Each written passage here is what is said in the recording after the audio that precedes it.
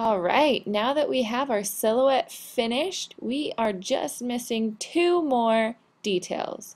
And we need our background color and our verb, our iExpress verb. Now I'm going to bring our attention back here to layers. And layers are the biggest, most important thing you can learn in Photoshop for this project. The more we create layers, the more detail and interesting things we can do to our project.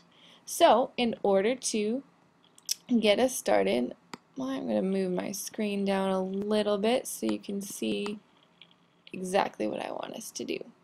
And that is right here, this little icon here. If you hold your mouse over all of your little icons, it tells you what each represent. This kind of two squares, a square inside of a square guy, is to create a new layer. And I'm going to show you what happens when we just click that. New layer occurs. Now I want to show you what happens when I have a new layer. I'm in my layer, and if I took, see this area, this is highlighted. If I took my eraser and tried to erase my silhouette, nothing happens. Do you know why? I'm in this blank new layer. I'm not touching this second layer, this first layer that I created, whereas if I'd gone in here with my eraser and whoosh, I could erase right through this, but I don't want that. So whatever layer you have selected is exactly what you will be able to edit and change and adjust. You can't, whatever you do in this layer is only affects whatever is inside this layer.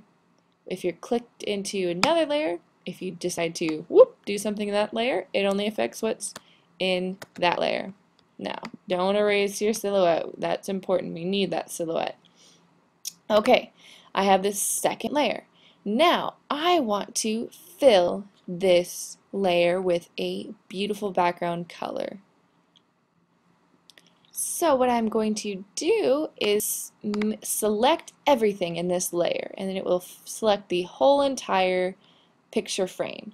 And up here at the top, back in our select, if I click it and hit all, the whole thing, see that dotted line? That's our selection tool, and it selected the whole entire layer.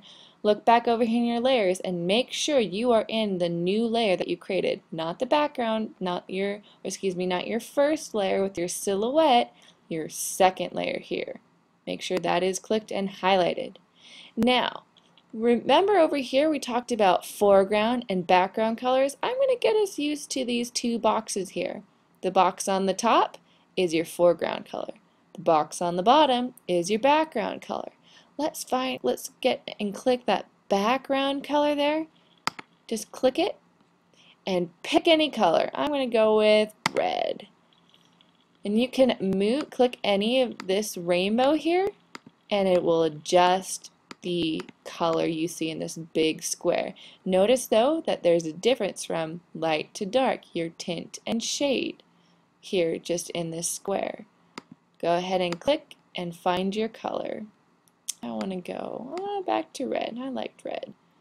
Click OK. Now this is like you just put paint onto your palette, paint onto your paper plate. You are ready to use it. So let's go up here at the top. Remember how we filled our silhouette in the image, and in your edit, and you scroll down, and here is fill. So let's click fill again, edit, scroll down to fill, and we don't want to use the foreground color. If I click the foreground color, it'd be this top box here. It'd be this pale off-white color, but I want the background color, the back square there. So I'm going to click this and choose background color. Then all I have to do is hit OK. Oh no, it just covered my entire silhouette. And I'm going to explain why it did that. Why all of yours should have this unless you adjusted your layers here. The order of your layers is very important over here in this box. If this layer is on top, it means it is on top of everything below it. So if you filled this whole layer, it's like putting a piece of paper on top of your sticker. Say this is my sticker here, this background, this layer. If I put this on top, it's going to cover the whole thing, right? So some of you have used an iPad, some of you haven't. That's okay. Those of you who did, you had that practice with understanding layers and moving them. So what we're going to do is we're going to move our layer, this background color that we want, we're going to move that, hold it, select it with your mouse cursor, and drag it down to beneath your silhouette layer. Beautiful! Now we have our background behind our silhouette.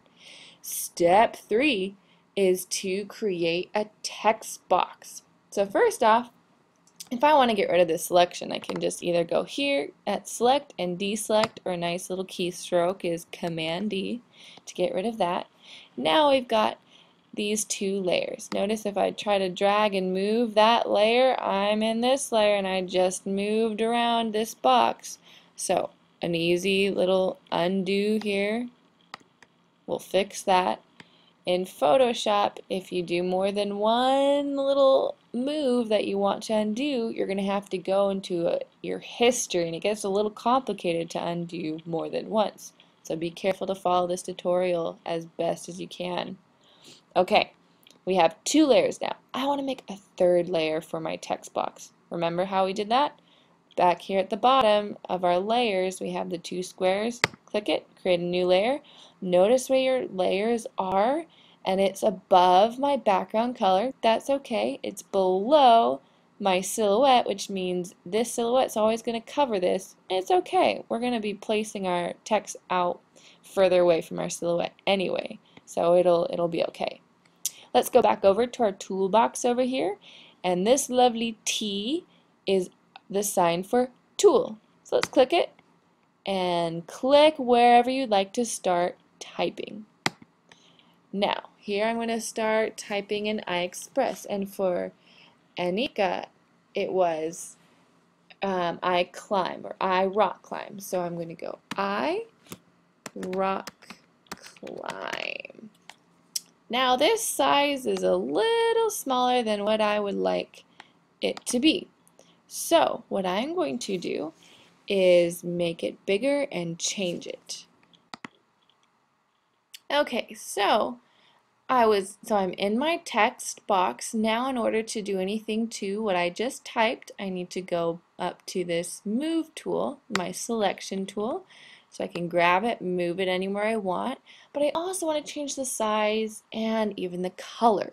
So how I'm going to do that is a nice keystroke is your Command key and then your T, and I believe it is the same as, here we go, edit, transform. Here we go. So if you want to scroll up here at the top, edit, and click free transform, or if you just use your keyboard, Command T, you can change the size. Over here I can adjust the size of my box, but careful, if I just clicked and moved it around, I could really distort this and make it kind of nasty looking and make it too long, too scrunched up. But if while I'm pulling the corner of my text box and changing the size, if I hold my Shift key, it keeps the proportions. Did you see how that just changed? It went back to how it would be, just changing the size of the text. So I'm going to make it just fairly big, just big enough to where I can read it. Okay? I'm going to let go, and there it is. Now, say I wanted to change what I wrote. I can go back to my T, and you have to be careful. Oh, if this guy comes up, apply the transformation, just hit OK. You changed the size, you edited a little bit when you transformed it, so it's asking, is that okay? Yes, it's okay. So now I'm going to click into my what I typed, and you have to be very careful on where you click. If you click too far out with your typing tool, you might create a new layer and have to retype, and it just gets kind of messy. So be careful to click exactly where you typed.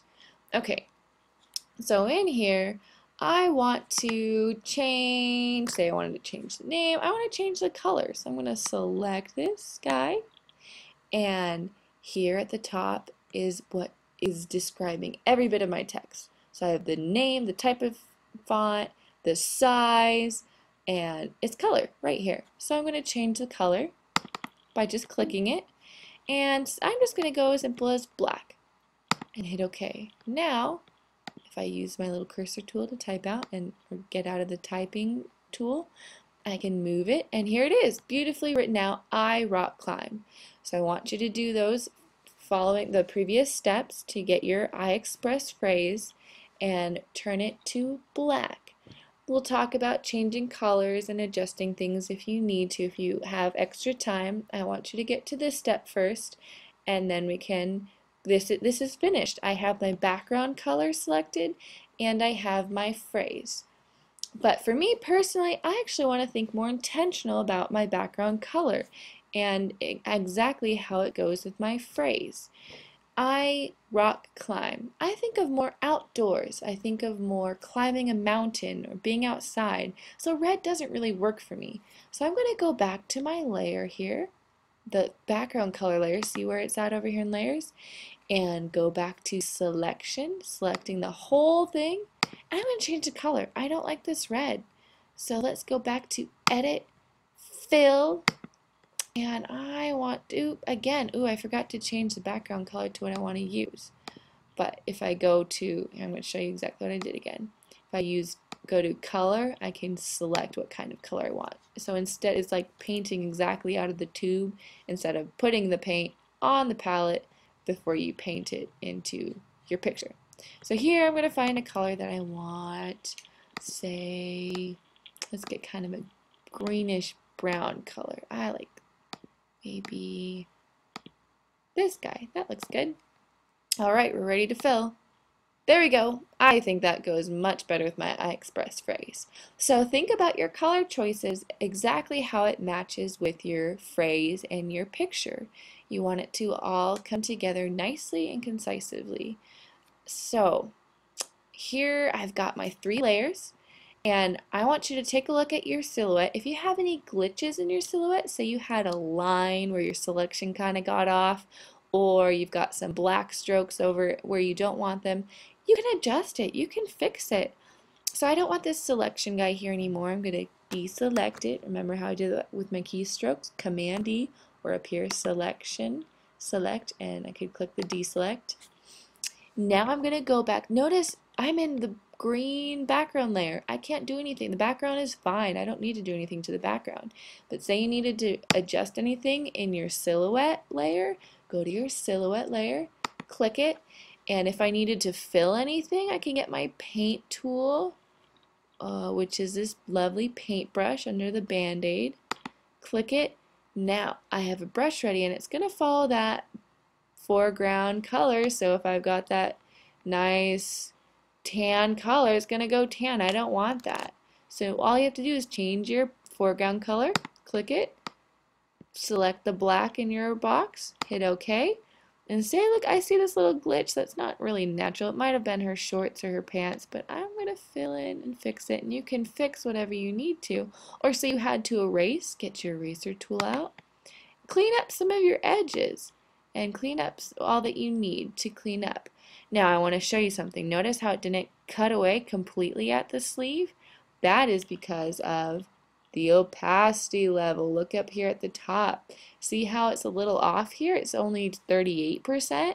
That's how much of my eraser is being used. I want it to be used 100%.